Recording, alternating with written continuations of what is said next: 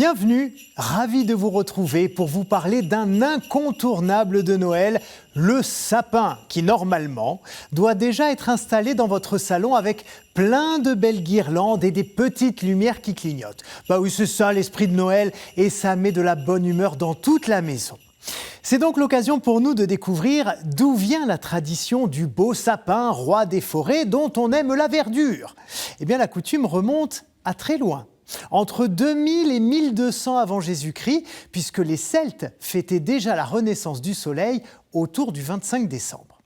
Du coup, ils prennent l'habitude de marquer le solstice d'hiver en décorant un épicéa, arbre symbole de la vie. Ils y suspendent des fruits, du blé et des fleurs, tant d'offrandes pour remercier les dieux et solliciter leur bienveillance. Bien plus tard, au XIe siècle, l'Église se méfie de ces coutumes païennes et décide de les christianiser. C'est la raison pour laquelle, à l'occasion des mystères, vous savez, ce sont ces pièces de théâtre religieuses jouées dans les églises au temps de Noël, on voit apparaître un arbre chargé de fruits qui est placé au centre de la scène et qui représente le paradis. Mais la tradition du sapin est réellement apparue en Europe en 1546. Pour la France, c'est en Alsace qu'on en retrouve les premières traces, notamment lorsque la ville de Sélestat autorise officiellement à couper des arbres pendant la période de Noël. Pour les décorer, on y accroche des pommes rouges, le fruit défendu, qui fait bien sûr écho à Adam et Ève, ainsi que des confiseries et des gâteaux en forme d'hostie.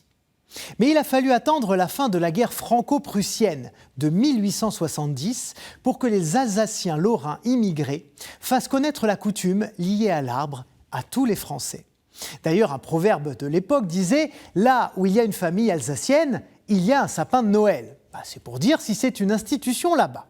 Côté déco, on peut se demander pourquoi on est passé des fruits aux boules de verre. Et là, pour bien comprendre, retour en 1858, au moment d'une grande sécheresse suivie d'un hiver très rude qui ont privé les Vosges du Nord de tous leurs fruits.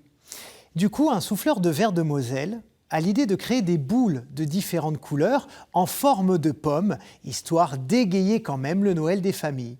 Et puis petit à petit, la boule a pris le pas sur les fruits, d'autant qu'elle a le grand avantage de ne pas pourrir.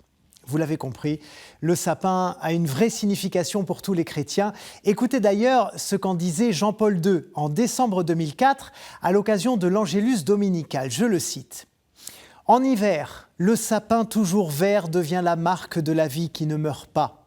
Ce symbole rappelle l'arbre de la vie, image du Christ, don suprême de Dieu à l'humanité. » Le message du sapin de Noël est donc que la vie reste verte et qu'elle est un don dans l'amitié et l'affection, dans l'entraide fraternelle et le pardon, dans le partage et l'écoute des autres.